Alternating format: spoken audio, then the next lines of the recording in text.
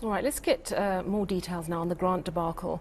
I'm joined by Dr. Sibongile Vilakazi. She's president of the Black Management Forum. Dr. Vilakazi, I mean, heartbreaking to see those elderly people waiting and waiting. And still, as Johnny said, although the lines are shorter, there are still people who have not been paid. When you look at that human tragedy, who do you think needs to take ultimate responsibility? Thank you so much, Sally, for the invitation. It's really heartbreaking and unacceptable what we are witnessing as BMF and as people of this country. Who to blame? I think everyone should be blamed at some point, because as people who have been entrusted to take care of us as civil society, as the most vulnerable in our society as we see them, people need to understand the responsibility that they've been entrusted with, and on all fronts. And we see this every time when elephants fight.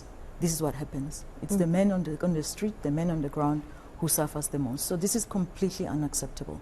And the government that we've elected, unfortunately, that is supposed to give all of these basic services to our people, must take account. You've sent out a media statement as the Black Management Forum, voicing deep concerns about the way the board of Postbank, I think almost the entire board, resigned en masse. And the reason they cited was political interference. What do you think has gone wrong? What happened? So for us as BMF, we've been seeing this over and over. Postbank has been having issues, Postbank in particular, has been having issues for a while now. Every time there's a new minister, it seems like the minister needs to bring in new people. And the reason cited every time is that there's trust issues between the minister and the board. It can't be that every time there's a new minister, then there's trust. Governance is there for a purpose. It is meant to ensure that there's continuity. Whether there's new people coming in, new administration coming in, we must get to a status in this country where there's continuity and people on the ground don't have to suffer because of the changes that keep happening. And more often than not, the changes are simply personal. They have nothing to do with the service that needs to be delivered. I mean, in this case, unfortunately, we have one side of the story that is, one side of the party that is saying this, and the side of the board that is saying this. I wish the board had not resigned and rather stay on and fight this matter, so that we get to know, at least as the public, the true side, what has really happened here. Because now we won't really know, because it's the board that has resigned. And because they've resigned, the minister has every right now to replace, and life will continue. And we'll never know, and this thing will happen again.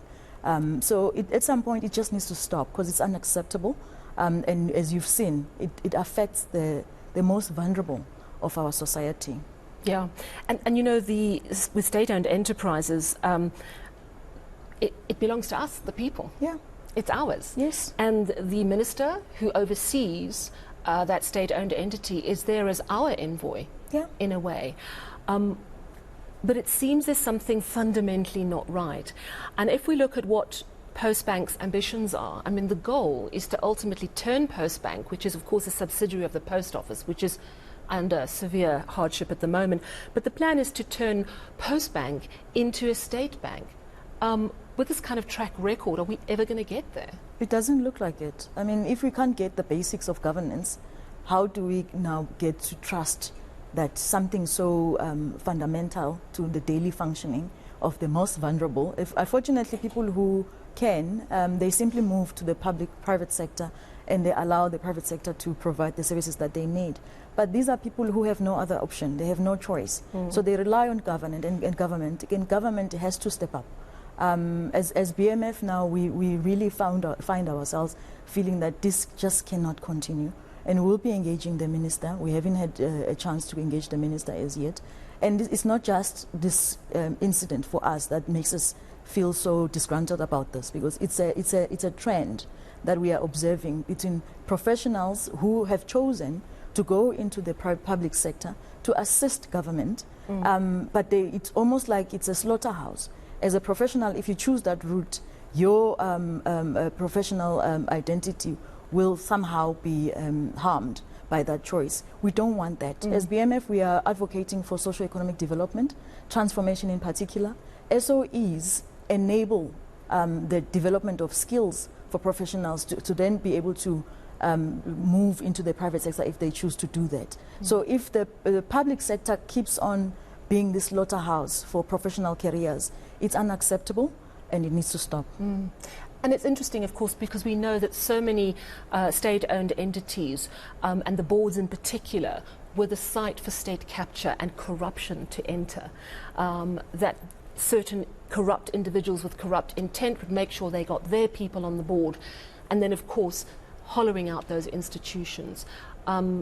We know from an article in Ground Up newspaper that some of the contracts were not correctly awarded, or there were some irregularities. Again, we're dealing with reports on reports, and you're right, we do need to hear from the Minister. But it seems that matter went to court and we understand was dealt with, though if we listen to what the DA is saying, it suggests it wasn't. So we are waiting to get clarity. But if indeed that matter was dealt with, then the board actually got the right to continue paying grants and then sorting out the irregularity, which could just be, you know, a bit of paperwork that wasn't right as opposed to full-scale corruption. Yeah. But do you think that there's a sort of knee-jerk reaction around our state-owned boards because of what we went through in state capture? I mean, why does it get so polarized so quickly, do you think? Yeah, I mean, it's obviously trust issues. I think government officials, professionals in this case, who choose to be in these boards, we are no longer trusting each other. And because sometimes we don't even understand the processes fully of how board members are appointed, there is that perception that it's somebody who is aligned to that minister at the time, and therefore when the new minister has to come, then they can't have people who are aligned to someone else. And for me, what's interesting is that these are all individuals from the same party. So it's almost like now the opposition is within the party.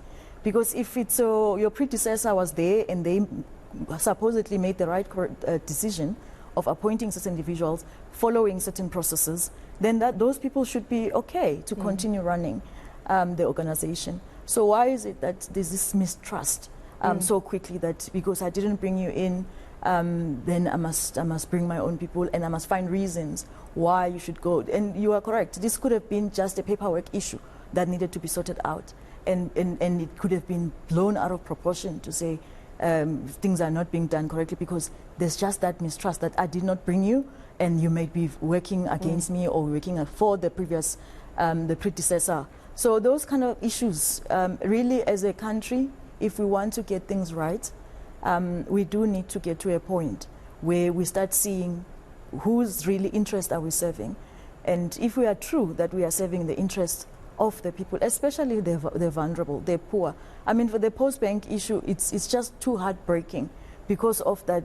I mean, obviously, even the other issues like ESCOM, they do affect all of us. But this one, it's just so inhumane because of the people who are so vulnerable. Most of the time, that social grant is all they have. Absolutely. So for us to put them in this position, it's unacceptable, completely unacceptable. You said you're going to be seeking a meeting with Communication and Digital Technology Minister Mondli Gungubela. Of course, he is the stakeholder. He oversees Postbank. What do you want to say to him? What is your message? Because you speak about building trust. Will you go in a spirit of like, let's try and build trust. Let's see what we can do to fix this. What do you want out of that meeting? So the first thing we need to see is the forensic investigation that they say was done. And hopefully that will then give a clarity in the answers, because there may be two sides of the story, but there's always one truth. So we need to get that truth so that we know how to move going forward. And as BMF, we have said time and time again, our value proposition is managerial leadership development. So we are open to assist in developing skills that may not be there, that managers in these institutions are needing. We see have been harassed. Their careers should not be ended prematurely, simply because of all this pressure that they find themselves in. All of this needs to stop. So our engagement with the minister is along those lines. So how do we find ways to ensure that we can even use Postbank as a case study for all the other entities that seem to have similar challenges? But it just has to stop. Yeah, we've got to get to the bottom of it. And as you say, you need to look at the paperwork, you need to look at the facts, understand correctly what went wrong, and then you can work from there. Thank you so much for joining us in studio, much appreciated. That, of course, is Dr. Sibongile Vilakazi. She's president of the Black